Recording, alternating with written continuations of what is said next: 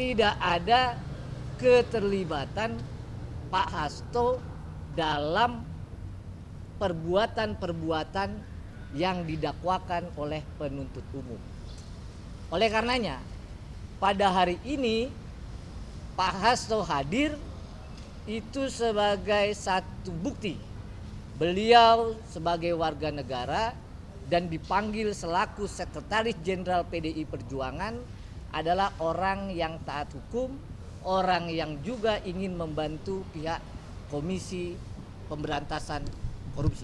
Pak, kan KPK bilang ada fakta baru di luar persidangan bahwa ada orang yang menyembunyikan Harun dan diduga arahnya orang-orang yang mengetahui termasuk Pak Hasto itu apa Pak Hasto tahu di mana Harun berada? Dalam persidangan Pak Hasto sudah tegas menyatakan tidak mengetahui. Tapi kan ini di luar persidangan, jauh dari persidangan. Justru itu hadir saat ini ya sebagai warga negara yang baik. Dijelaskan langsung. Ya. Kalau ada pertanyaan, namanya disebut di persidangan. Sejauh saya menjadi advokat, puluhan bahkan ratusan nama kalau di persidangan itu disebut. Jadi kalau tidak ada kaitan, tidak ada keterlibatan, tentu sebagai saksi hadir menerangkan ya bahwa tidak ada keterlibatan. Oke, teman-teman. Ya. Dalam surat panggilannya dijelaskan Pak Hasto sebagai Sekretaris Jenderal PDI Perjuangan. Itu dalam surat panggilan.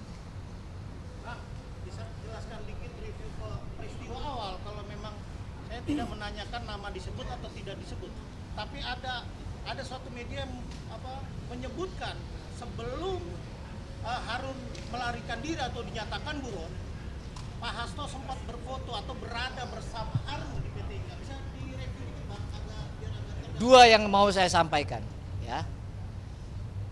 Terkait Pak Harun Masiku, tentu yang lebih tahu penyidik. Karena penyidik adalah orang yang harusnya mengetahui keberadaan beliau.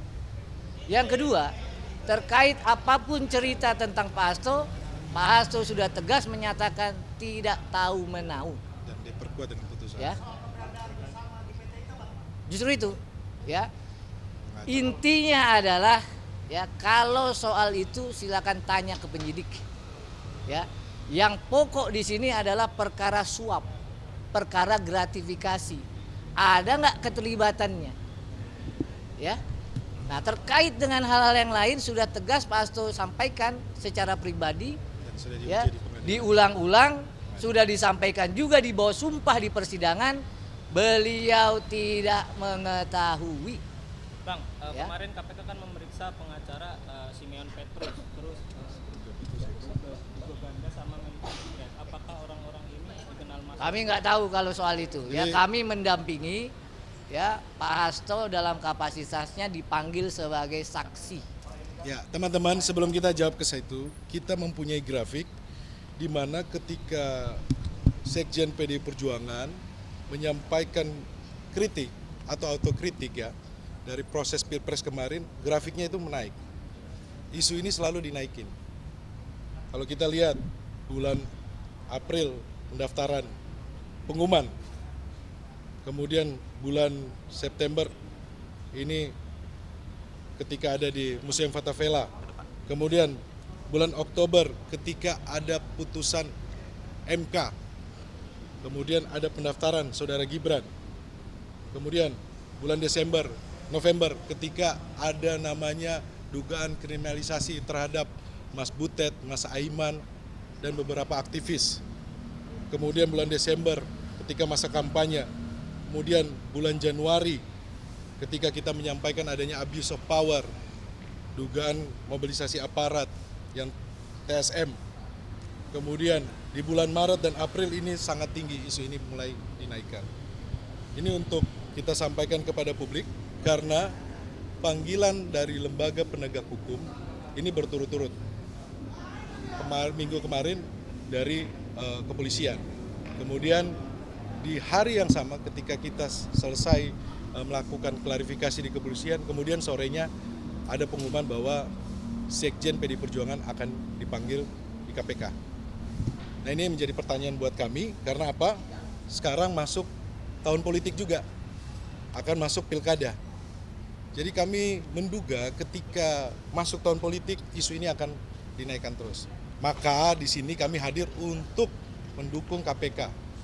Jadi kalau penyidik mau sampaikan apa yang mau ditanyakan, kita akan sampaikan gitu. Seperti itu teman-teman.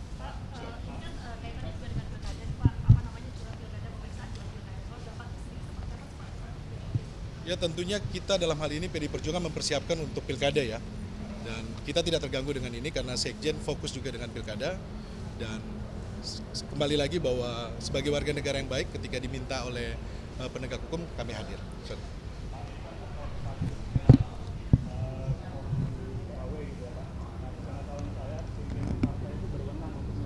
Sudah ada di putusan teman-teman dan itu bisa dibaca dan disampaikan ya. Dan bisa di. Tapi kalau keinginan Mas Hasto sendiri gimana sih? Apakah emang pengen? Oh, nanti kalau yang itu nanti kita tunggulah ya. Ya. Udah oke ya? Oke.